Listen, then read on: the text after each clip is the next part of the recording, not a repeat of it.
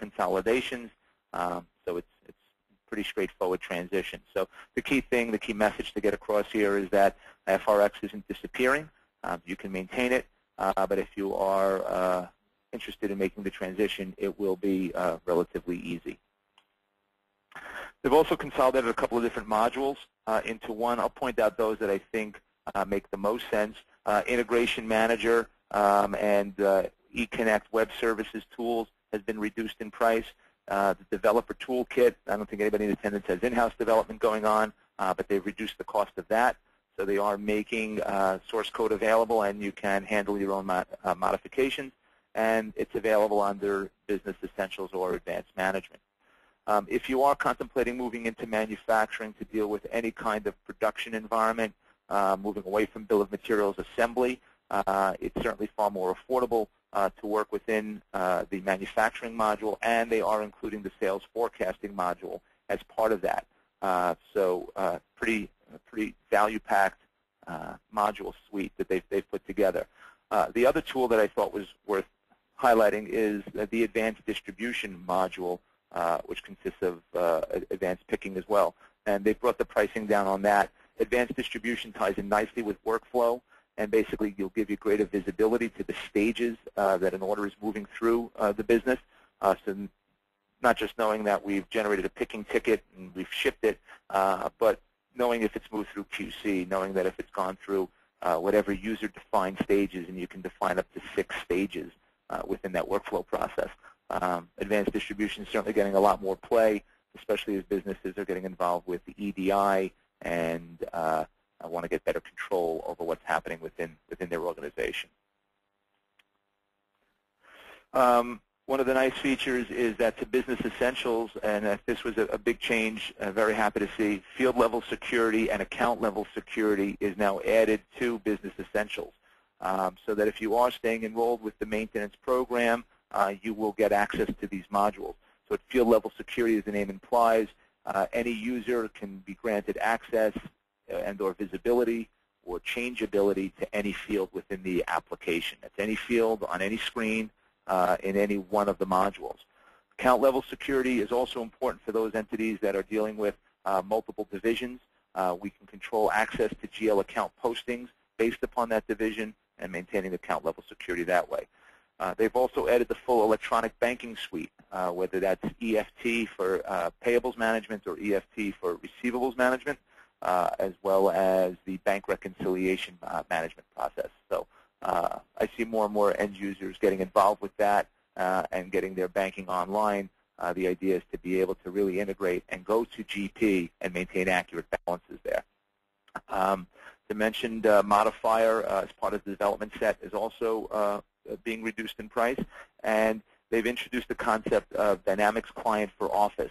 I touched on this earlier when we looked at the business portal and how we can deliver business information to executives and business owners without them ever touching Dynamics GP.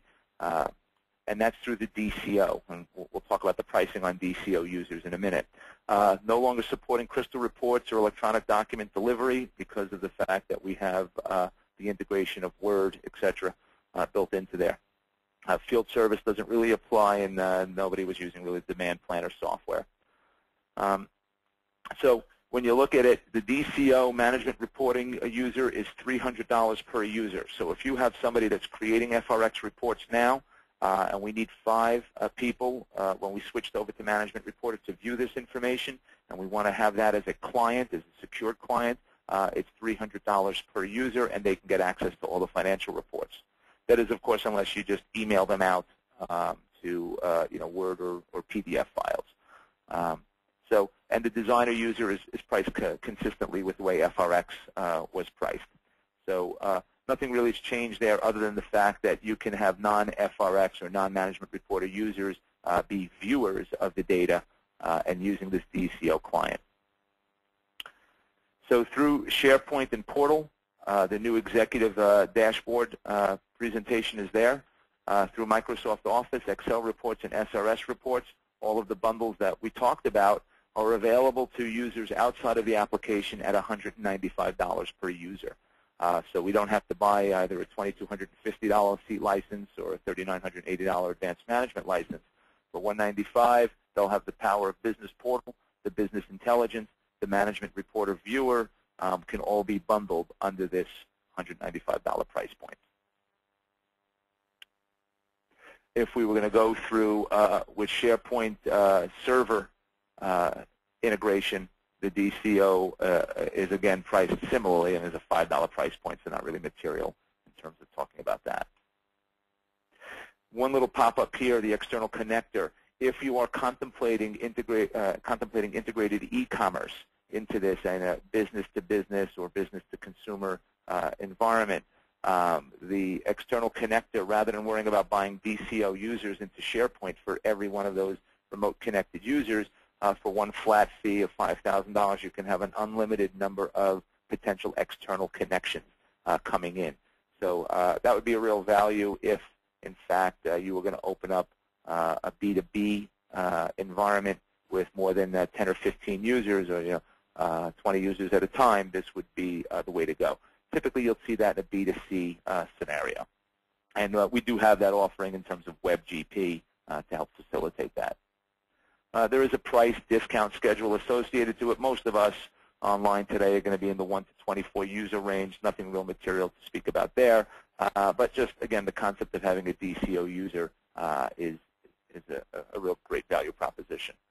The other opportunity to discuss is if you are contemplating CRM, each user is only $19 a month. It is available online. You can get a 30-day evaluation. And when you're doing the GP 2010, they are making the connector free of charge. So the cost associated to making sure your customers are synchronized, your orders are synchronized, and inventory is synchronized is now included within the application. We've taken it in-house. We're doing some work with it here. As I mentioned earlier, very, very happy with what we've seen. The speed is great, and we don't have to go to an outside connector like a company called Scribe, who was building a replacement when the earlier release of Microsoft really wasn't up to snuff with it. You can also take CRM on-premise. Pricing hasn't really changed there. It's $995 per user, but again, the key thing there, it does come with the GP connector. So, and for those of you using Portal, Portal for internal users is only $40 per named user. And that's a promotion that they're running. I'm going to find out if that promotion is still in effect. But between $40 and $195 is where those Portal users can gain access to it. So basically, as a result of these presentations, we've been able to drive a significant number of users into the upgrade path for GP 2010. It's worked out quite nicely. If this is something that's of interest to you, certainly do let us know, and we'll talk about the specific circumstance. In many instances, you do have third-party applications that are plugged in, whether it's a warehouse management application, or if you have any specialty enhancements into the software, we should discuss those. Those are generally built as external objects. The database hasn't changed radically, but we do want to just check that out and make sure that we're moving in a proper direction with respect to planning and scheduling the upgrade, and most importantly, budgeting for that upgrade. So that's really it for today.